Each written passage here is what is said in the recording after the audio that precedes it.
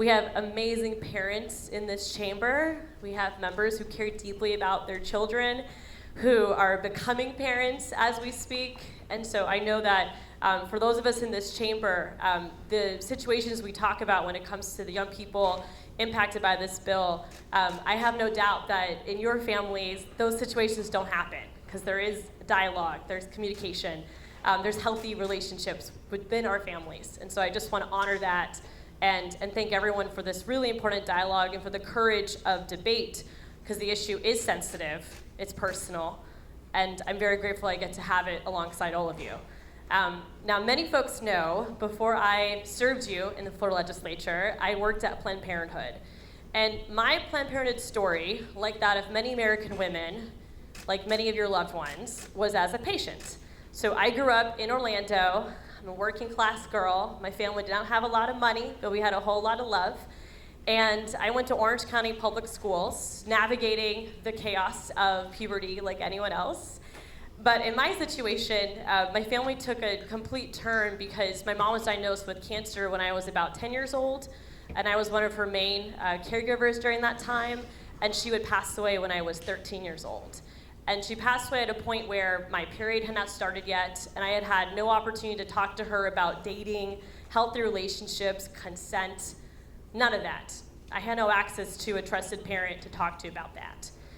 So in my case, I had absence-only education and found myself in a cold, dark auditorium listening to a speaker really just perpetuate myths about sexual activity in an effort to teach abstinence, which I will say abstinence is a method of contraception that folks should obviously know, but you can't really teach it when it comes to scare tactics and myths. And as one of our colleagues already shared, young people are sexually active, even with abstinence-only education.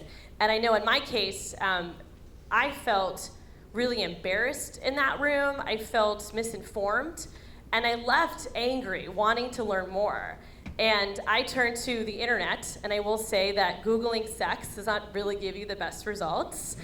But luckily for me, Planned Parenthood came to the top, and I clicked on that. I learned about the organization, and as I was 16, I didn't really have access to a car and transportation, but I waited till I got older when I was out of high school to walk into a health center and was just fulfilled with so much gratitude. The staff was incredible. They welcomed me. They helped me navigate to decide on a method of contraception that was right for me, because to be honest, I was horrified at the idea of becoming pregnant. I was horrified as a 16-year-old. I knew I wasn't going to be ready. I'm almost 30, and I don't know if I'm going to be ready. And so it is really important that every person in the state have access to the information to make healthy decisions and to plan their families the way they want to. And again, in my situation, if it wasn't for Planned Parenthood, it wasn't for the ability to make decisions as a young person, I would not be where I am today. I would not be sharing space with you on the House floor as we're doing today. And after that visit to Planned Parenthood, I started volunteering there as a health center escort while in college, walking patients from their cars to the front doors while there were protesters outside, trying to ensure that they would not be shamed or stigmatized for accessing services, whatever the services was. I didn't care. But everyone deserved to be respected and loved as they walked through those doors, and would be later hired as a very entry-level position, and I would work there for about 7 years, getting to know this body as an advocate, but also understanding that there's a lot of misinformation about abortion access. Not a lot of folks talk about it, which is why it's so highly stigmatized. And of course, we don't emphasize prevention as one of the best ways to prevent the need for abortion, as it would reduce unintended pregnancies. And when I was at Planned Parenthood, I actually became a notary. And I mentioned this yesterday during Q&A because I would work every Saturday, because Saturday was one of the days where abortion services were provided. And we would see families from across the state, because we do not have many providers in Florida and Central Florida. So we would see families from Lake County, friends from Polk County, folks come from Hillsborough over, Pasco County. Every part of this state. You might not have an abortion provider in your area, but you do have folks who are looking for an abortion. And they will drive hours to get to a trusted provider. And so I would be there every Saturday morning escorting patients in, and we would many times have a young person come with their families. And I have never met more compassionate people than my time at Planned Parenthood. And whether it was the staff who worked there or the patients and their loved ones coming in to navigate a very difficult situation, sometimes in the midst of crisis, but to feel welcome and belonged, and to have education of all of their options. And I really want to echo the points made by Representative Valdez that every person in this situation, no matter how old they are, needs to know their options. They need to understand adoption as an option, carry the pregnancy to term as an option with Medicaid being available to them. And they need to, of course, understand what does it mean to end your pregnancy and what are your options in that world. And to that point, I became a notary because we would have families come in with their young daughter, and I would verify the identification to ensure that notification was taking place and that this was the legitimate guardian or parent of this young person, and it was a responsibility that I took very seriously. And unfortunately, not every young person has that opportunity, which leads them to the judicial bypass process. With all that said, I want to lay out just some important facts when it comes to abortion access and when it comes specifically to young people accessing abortion here in Florida. So first, abortion access is highly regulated in our state. So if there's any fear of a young person attempting to end their pregnancy without some sort of legal ramification or regulation, you should have no fear. Florida has strict rules around abortion access. We have a viability band. We have parental notification. ACA has power to walk into any health center unannounced to investigate and to look at medical records.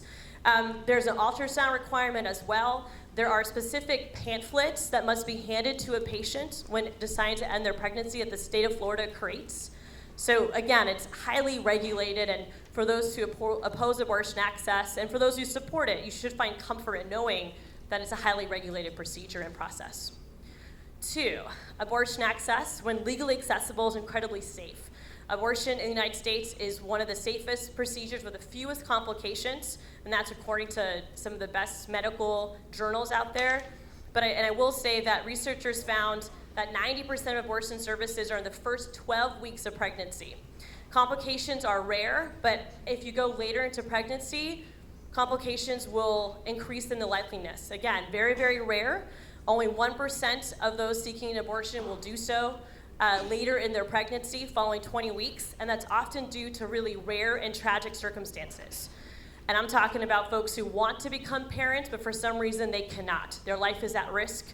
There's personal decisions made, and though it is rare, I do think it's important that that option is available to someone who wishes to become a mom to be able to make that difficult decision in dignity and in privacy with her loved ones and with her God. With that, I want to make sure folks know that if you are opposed to abortion access, you should find comfort in knowing that the rate of abortion is on the decline. It has been on the decline for years, and that's in large part to access to contraception, sexual health education, and just a reduction in unplanned pregnancies as a whole. And so if there is the intent of this body to reduce the rate of abortion, we know the ways to do it. They are readily available to us. And I urge this body to consider those options in the future, because that will find a happy ending for everyone in this great state. And it will give young people more autonomy to make decisions, and it will also grant, hopefully, healthy relationships, because then you also have future parents who are more informed on sexual health education, who can then pass that down to their children and so forth. Now, keep in mind that in Florida and states across the country, states largely affirm a young person's ability to consent to other reproductive health care services. And this point was made more than once yesterday. So we often hear the notion a young person can't get a tattoo, they can't get aspirin, but I want us to remember that when it comes to reproductive care, young people already have a lot of power in this state. They have access to contraception services, C-sections, prenatal care, and testing and treatment of STIs. Of course, the notable exception is abortion care, a fact that undermines the argument for the necessity of forced parental consent.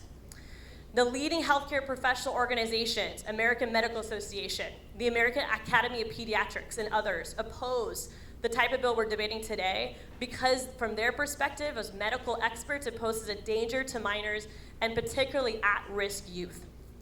Now, finally, I want to stress that as of December 2016, and it's hard to get data sometimes on these issues, but I want y'all to know that as of December 2016, 4% of all abortion services in this country were obtained by those identified as a minor. 4%. Of that 4%, 2/3 are talking to their parent or guardian already.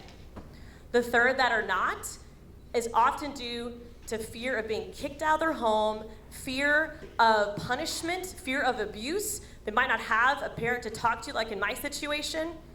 And so it is not the largest population of those who end their pregnancy. It's a small one, but majority of them are already having these dialogues. And for us to assume that we can legislate dialogue is disingenuous to the realities in our state and the realities of families across this country. And of course, my colleagues have spoke often about the judicial bypass, and I just wanted to share a quick stories of judicial bypass experiences young people in this state have had. In 2008, a Florida judge urged a 17-year-old to think how distressed her Catholic parents would be if they discovered that she was ending her pregnancy. This was a judge that a girl was attempting to get a bypass who told her this. In 2006, a girl testified she wasn't financially or emotionally equipped to raise a child, a claim the judge ruled that proved she wasn't mature enough to choose abortion. And 3 judges denied petitions because becoming pregnant by accident indicated a young woman was too immature to choose abortion.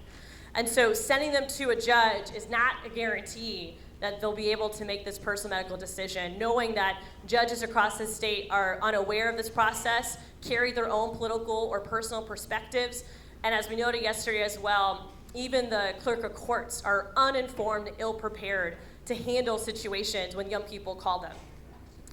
And I want to note too that this research that I'm quoting from points that these forced parental consent types of laws, the judicial bypass process, increases and shows towards humiliation, making people lose trust in others and add stigma against abortion, potentially causing psychological distress in those who make this decision. And so I just want to close making the point that parental involvement, the mandates of parental involvement is a dangerous erosion of reproductive rights, and it purposely targets populations who might be least equipped to fight back. And by that I mean young people in particular, we're taking away their bodily autonomy by making the situation from notification to consent, making it even more challenging. But the reality is that the population we're talking about is already so vulnerable. And I mentioned some of the reasons why, but I also want to highlight that we're talking about young people of color.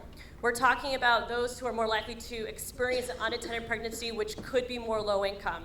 And of course, we're talking about our undocumented people and our immigrants who might not know how to even navigate a medical situation, let alone a courthouse, and are going to need extra help in making decisions as a family unit versus politicians getting involved in it. And to improve access to reproductive care for young people, and specifically to abortion access for our courts, we have to provide clear, consistent, accurate, and unbiased information about the judicial waiver process, which unfortunately we were offered to do so yesterday, and as a body we declined it. And just to stress too how ill-prepared Florida counties are, out of our 67 counties, 11 were classified as prepared or knowledgeable about the process. That is 11 out of 67 counties actually feel prepared based on ghost calling to actually meet the needs of young people who call seeking information and guidance. We have been down this path before, members. For the last 15 years, Florida has had parental notification laws in the books. And in 1988, the legislature passed a parental consent statute that was struck down as unconstitutional, bringing us to where we are today. And that's because the courts recognize Florida's robust right to privacy, guaranteed by our state constitution, continue to protect access to a safe legal abortion with, of course, regulations in place. And right now in Florida, if a minor wants to become a parent, they need no parental notification or consent. But if they choose to end their pregnancy, then they do. So we're setting the standard to say you are not mature enough to say, I don't want to be a parent, but you are mature enough to become that parent. And I don't know about y'all, but I don't think that logic makes a lot of sense. We should trust that young person to know what's right for them and their future, and empower them to make that decision, support them, not shame, judge them, and have a court play the veto role, let alone the parent now play a veto role. This bill is not about parental knowledge or advice or conversations or guidance. It is about politicians creating a system where minors will be forced to have children against their will. And I want to really stress to all of my colleagues, that when it comes to personal decisions around someone's pregnancy, whether it's to end the pregnancy, to choose adoption or raise a child, we should support them, we should honor them, we should love them, and we should make sure that conversation is between themselves, their chosen family, their doctor, and their God, and not politicians. And so as we have this important and courageous conversation today, I urge all of my colleagues to put yourself in her shoes and to think about the type of navigation you would have to make, the kind of decisions you would make, the kind of decisions that you would want your children to make, knowing that you are building that relationship. It's not legislated. And with that, I also hope in the future, when I put my mic back up in sessions to come, that it'll be waving in support of prevention legislation focused on improving adoption services, focused on supporting prenatal and postnatal care so we see a reduction in maternal mortality rates, and of course, supporting access to things like birth control and comprehensive sex health education, because that'll be key to ensuring that we don't have to have these debates anymore. Thank you, members. Thank you, Madam Speaker.